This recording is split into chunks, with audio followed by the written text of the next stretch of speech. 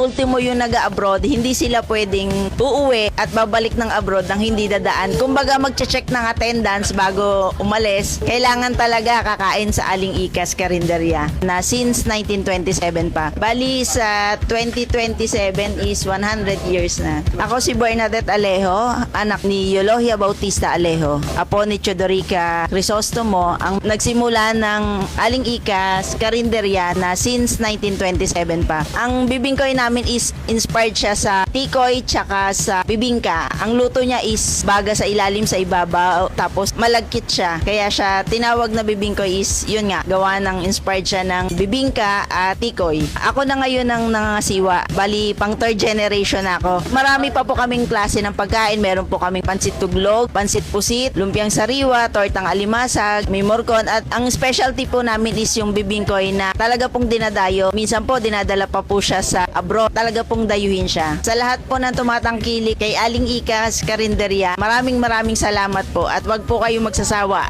na magbalik-balik. Sa mga hindi pa po nakakatikim or nakakilala, dayuhin nyo lang po kami dito sa Mercado del Ciudad de Cavite. Kung gusto nyo pong umorder is pwede kayo sa 0916-679-5916 or sa Facebook page na Aling Ika Karinderya Home of Original Bibingkoy. Maraming salamat po.